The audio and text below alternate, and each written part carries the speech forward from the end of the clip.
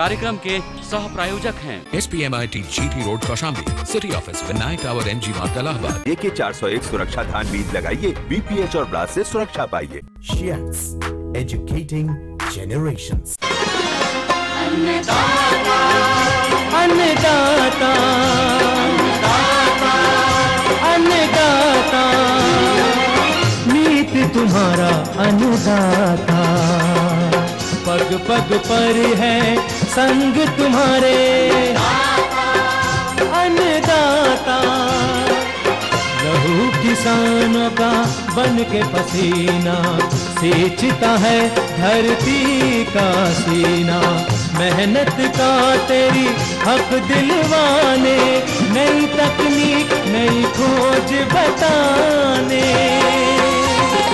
पशुधन को गुणवान बनाना, पौध सुरक्षा को सिखलाना, खेती के सब गुर समझाने, भारत का सरताज बनाने, आठों पहर है संग तुम्हारे अन्नदाता, अन्नदाता।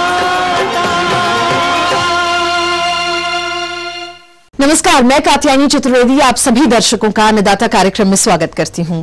हर रोज की तरह कार्यक्रम में हम लेकर आते हैं खेतीबाड़ी से जुड़ी हुई बहुत सारी लाभकारी जानकारियां। तो चलिए शुरू करते हैं और सबसे पहले देखते हैं विशेष आपके लिए आज के कार्यक्रम में क्या कुछ है। धान की नर्सरी तैयारी पर जानकारी भाग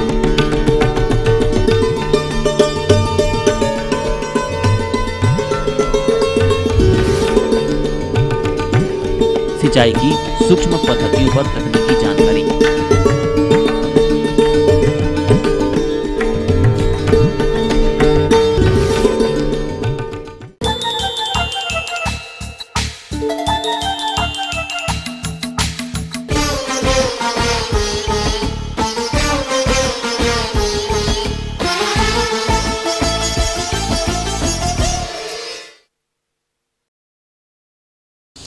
किसान भाइयों, कल के अंश में अपने प्रदेश हेतु धान की उन्नतशील प्रजातियां, बीज दर तथा गिली एवं श्रीविधि नर्सरी की तकनीकी के बारे में जानकारी दी गई और आज के अंश में धान की सूखी एवं मैट नर्सरी के बारे में जानेंगे, जिस विधि को आप अपनी सुविधा के अनुसार अपनाकर उचित समय पर स्वस्थ धान के पौध प्राप्त कर सकते हैं। परंतु नर्सरी की विधियों में कौन कौन सी तकनीकियों का पालन करेंगे, जानते हैं आज के इस विशेष प्रस्तुति के माध्यम से।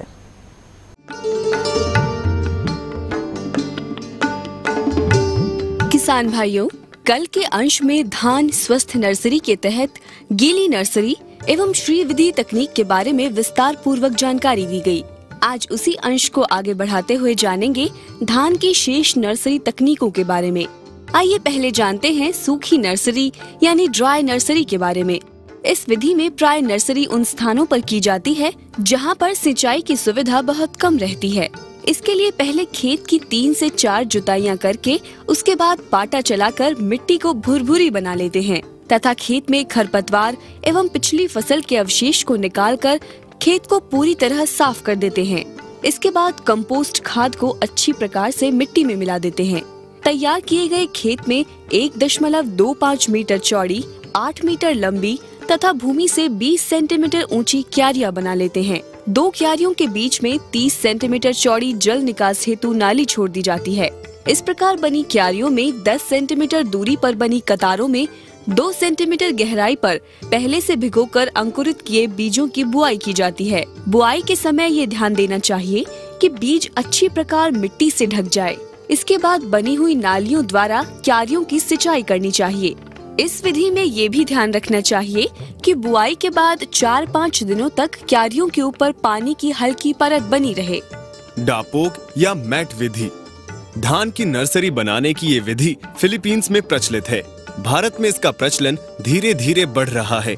इस विधि में नर्सरी बिना मिट्टी के तैयार की जाती है या मिट्टी एवं गोबर के खाद को मिलाकर पतली परत तैयार की जाती है। इस विधि में नर्सरी पौध 2 सप्ताह में रोपण हेतु तैयार हो जाती है।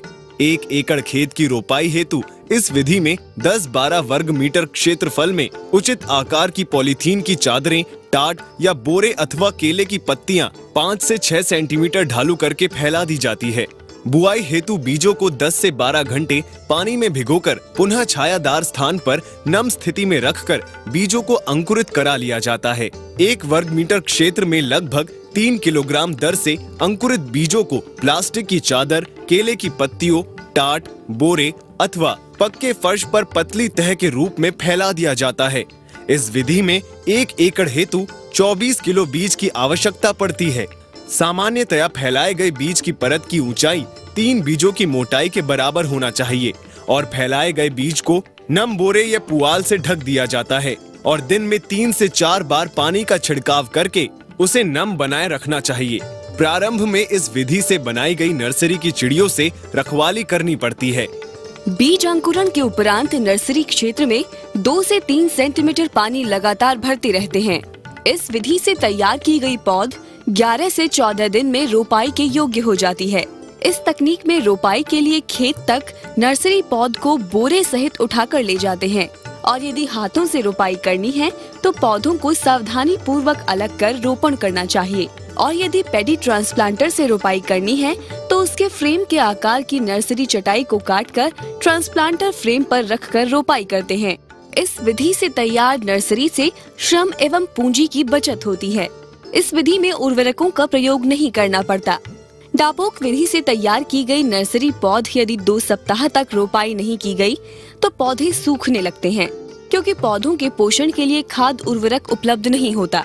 रोपाई करते समय 3 पौधों को एक स्थान पर रोपण किया जाता है जबकि अन्य विधि से तैयार की गई पौध में 2 पौधे लगाए जाते हैं। पेडी ट्रांसफर से रोपाई करने हेतु डपोक विधि में कुछ नए सुधार किए गए हैं जिसके तहत लकड़ी के फ्रेम में नर्सरी उगाते हैं। इसके लिए सबसे पहले नर्सरी बेड को तैयार करते हैं एवं तैयार बेड पर पॉलीथीन शीट को बिछाते हैं। उसके बाद लंबी आकार की एक समान खानों वाली लकड़ी को फ्रेम पर बिछा कर रखते हैं। फिर लकड़ी फ्रेमों में मिट्टी को भरते हैं। उसके ऊपर से समान रूप से धान के बीज डालते हैं। इसमें प्रति एकड़ रोपाई हेतु 25 किलो की आवश्यकता पड़ती है। बीज बुवाई की आवश्यकता के अनुसार सिंचाई करते हैं। इस विधि से तैयार नर्सरी को 16 से 20 दिनों के अंदर रोपाई हेतु उपयोग करना चाहिए। अभी हाल के 4 से 5 वर्षों में नर्सरी डालने के लिए ट्रे में तैयार करने हेतु एक मशीन का आविष्कार हुआ है। इस विधि द्वारा तैयार नर्सरी को कोरिया निर्मित नया पेडी ट्रांसप्लांटर से रोपाई करते हैं। मशीन में ऊपर 2 टब होता है। एक टब में वर्मी कंपोस्ट तथा दूसरे टब में बीज को भरते हैं। ट्रे में नर्सरी डालने के लिए पहले ये नई मशीन कंपोस्ट या वर्मी कंपोस्ट ट्रे में भरती है।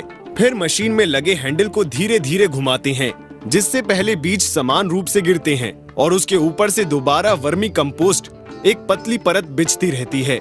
बाद में ट्रे को निकालकर पानी का स्प्रे करते हैं और यह स्प्रे 15 दिन में रोपाई योग्य तैयार हो जाता है। इस विधि में 1 एकड़ के रोपाई हेतु 80 ट्रे नर्सरी की जरूरत होती है। इसके लिए प्रति एकड़ 10 से 15 किलो बीज की आवश्यकता पड़ती है और इस तैयार नर्सरी ट्रे को नई पेडी ट्रांसप्लांटर के 8 खानों में रखते हैं जिससे कि सुगमता पूर्वक मुख्य खेत रोपाई कार्य होता है।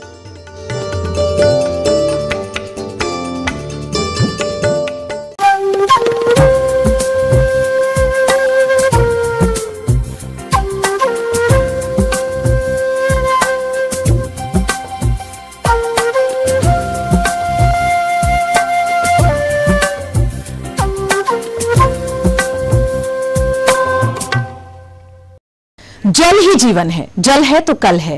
ये कहावतें तो हम अक्सर सुनते आ रहे हैं, परंतु इस पर अमल हम कितना करते हैं ये हम अच्छी तरह से जानते हैं, जिस पर अमल करने की जरूरत है।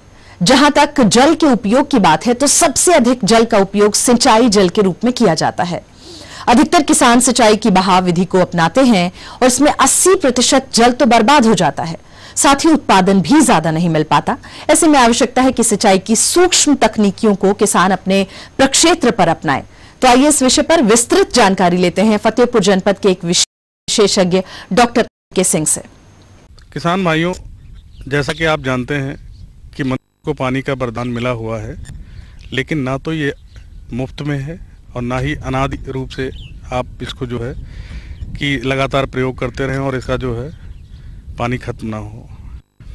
लगातार आप देख रहे हैं कि अत्यधिक पानी के दोहन की वजह से हमारा जो जल स्रोत हैं उनमें पानी की लगातार कमी होती जा रही है। हमें ये देखना है कि इस पानी की कमी को जो लगातार गिरता जा रहा है उसको रोकना भी है, और इसके साथ साथ ये भी ध्यान रखना है कि अपनी फसल की गुणवत्ता, उसका उत्पादन, उसकी उत्पादकता में कोई कमी ना आए।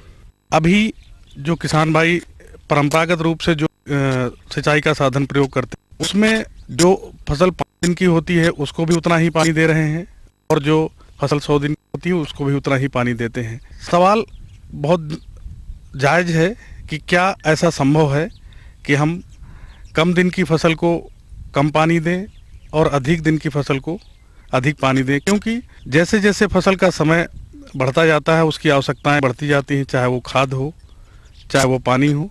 आज हम आपको बताते हैं कि हाँ ऐसा संभव है, और इस पद्धति को कहते हैं माइक्रो इरिगेशन सिस्टम या सूक्ष्म सिंचाई पद्धति। किसान भाइयों, इस पद्धति के द्वारा आप जो है फसल के अनुसार सिस्टम या पद्धति को अपना सकते हैं। जैसे यदि हमको ऐसी फसल लेनी है जिसकी पत्तियों की संख्या ज़्यादा हो, जैसे कि पालक, धनिया, ऐसी फसलों के लिए स्प्रिंकलर पद्धति जो है वो बहुत ही उपयोगी है। और इसके द्वारा जो है आप जो पत्तियां हैं वो लगातार धुलती रहती हैं, जिससे फोटोसिंथेसिस अधिक होता है और पत्तियां जो है बहुत अच्छी जो है रहती हैं, ग्रोथ उनकी अच्छी होती है। और इस तरह से जैसे धनिया है, धनिया में गर्मी के मौसम में प्रायः धनिया जो है हम नहीं उगा पाते हैं, लेकिन अगर हम स्प्रिंकलर पद्धति का उपयोग करें तो उसके द्वारा जो है हम जो माइक्रो इन्वायरमेंट है पौधे के आसपास का उसको हम मेंटेन करके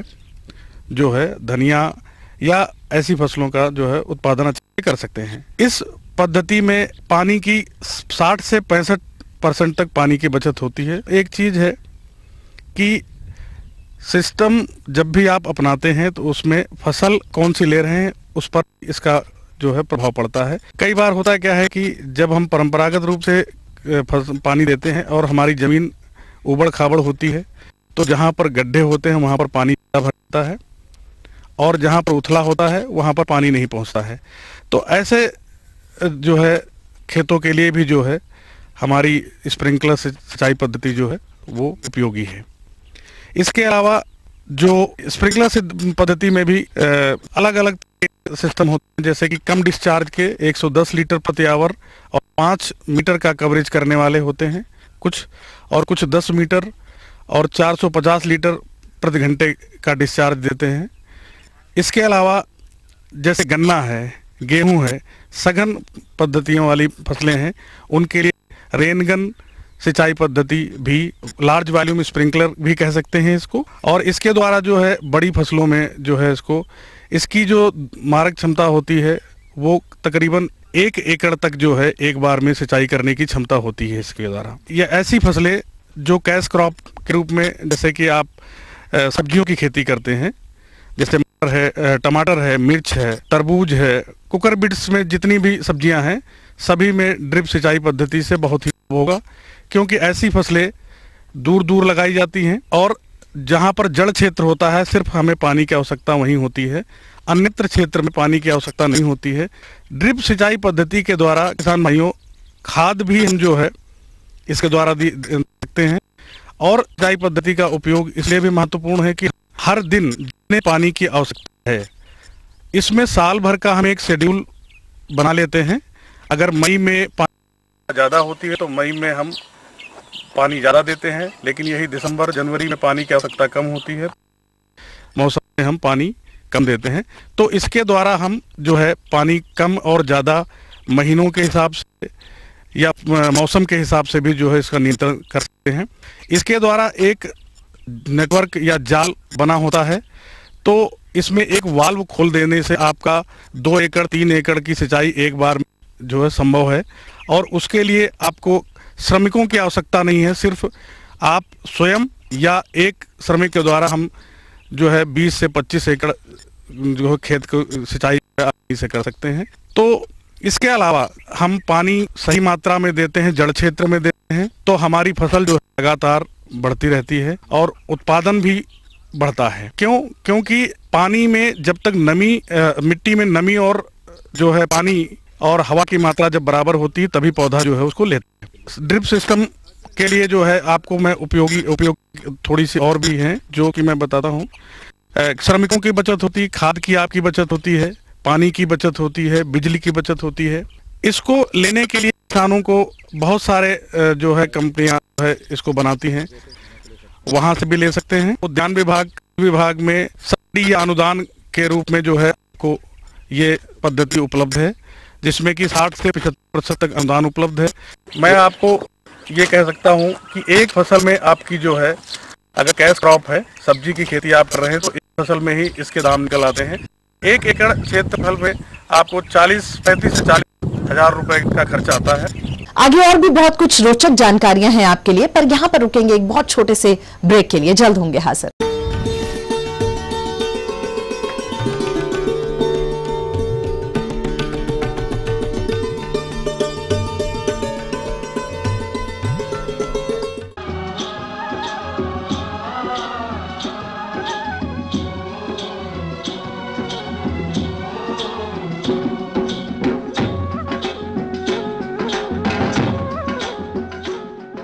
ब्रेक के बाद आप सभी दर्शकों का बहुत स्वागत है और चलिए अब रुख करते हैं अगली कड़ी की ओर।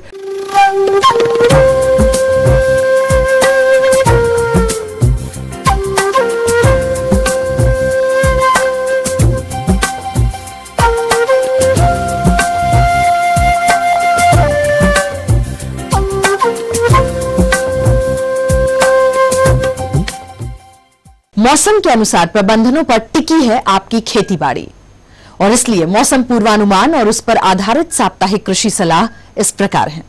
गोविंद बल्लभ पंत कृषि एवं प्रौद्योगिक विश्वविद्यालय पंतनगर के कृषि एवं मौसम विभाग के वैज्ञानिक डॉक्टर H.S. कुशवाहा द्वारा भेजे गए मौसम पूर्वानुमान रिपोर्ट के आधार पर इस सप्ताह पंतनगर एवं इससे लगे उत्तराखंड राज्य के उधम सिंह नगर एवं नैनीताल जिलों के मैदानी क्षेत्रों तथा इससे लगे पश्चिमी उत्तर प्रदेश के मुरादाबाद, रामपुर, बिजनौर, पीलीभीत, शाहजहांपुर, बरेली एवं बदायूं जिलों में इस सप्ताह के आगे आने वाले 3 से 4 दिनों में इन क्षेत्रों में दिन के समय आकाश में हल्के बादल छाए रहने, दिन के समय गर्म हवा बहने के कारण गर्मी का प्रकोप जारी रहने, दिन के तापमानों में वृद्धि होने से दिन का अधिकतम तापमान 40 से 42 डिग्री सेंटीग्रेड, रात्रि के तापमान अधिक बने रहने के कारण न्यूनतम तापमान 24.2 से 27.3 डिग्री सेंटीग्रेड के मध्य रहने तथा सुबह के समय वायुमंडलीय हवा में नमी की मात्रा 50 से 62% एवं दोपहर के बाद हवा में नमी 24 से 38% के मध्य रहने, दिन के समय मध्यम से तेज गति की हवा 6 से 8 किलोमीटर प्रति घंटा की औसत गति से अधिकतर पश्चिम उत्तर पश्चिम दिशा से बहने तथा इस सप्ताह के आगे आने वाले 3 से 4 दिनों में इन क्षेत्रों में शुष्क मौसम रहने की संभावना है। अतः ऐसे अनुमानित मौसम में गोविंद बल्लभ पंत कृषि एवं प्रौद्योगिक विश्वविद्यालय पंतनगर के कृषि वैज्ञानिकों द्वारा इन क्षेत्रों के कृषक भाइयों को अपने खेतों में खड़ी इस मौसम की विभिन्न फसलों, फलदार वृक्षों, सब्जियों एवं अपने पालतू पशुओं में कुछ कार्यक्रमों को अपनाने की सलाह दी जाती है, जो इस प्रकार है। इन क्षेत्रों की जलवायु के अनुसार धान की लंबी अवधि अर्थात 135 से 140 दिनों में पककर तैयार होने वाली प्रजातियों की नर्सरी डालने का समय हो गया है, जिससे कि जून के दूसरे सप्ताह में समय से धान की रोपाई हो सके। अतः सलाह दी जाती है कि किसान भाई इस सप्ताह से धान की अधिक पैदावार देने वाली एवं लंबी अवधि अर्थात 135 से 140 दिनों में तैयार होने वाली उन्नतशील प्रजातियों जैसे PR 113, PR 114, NDR 359, Pusa 44, Jaya, Pant धान 4, सरजू 52, पंत धान 18, पंत धान 19 आदि में से किसी भी प्रजाति के प्रमाणित बीज की उपलब्धता के अनुसार नर्सरी में बुआई प्रारंभ कर दें। जिन कृषक भाइयों ने बीज की व्यवस्था कर ली हो वे इस सप्ताह इन किस्मों की नर्सरी में बुआई करें, लेकिन ध्यान रखें कि एक बार में एक साथ अधिक क्षेत्रफल में नर्सरी न गिराएं। प्रमाणित बीज ही बोएं। जो किसान भाई किसी कारणवश घर का बीज बोना चाहते हैं वे फसल को बीज जनित झोंका रोग आदि से बचाने हेतु बीज को कार्बेंडाजिम एवं थायरम की 1-1 ग्राम मात्रा मिलाकर प्रति किलोग्राम बीज की दर से उपचारित कर लें। नर्सरी तैयार करने हेतु उपचारित बीज को पहले 6 से 8 घंटे किसी बड़े टब या ड्रम में भिगाकर रहने दें।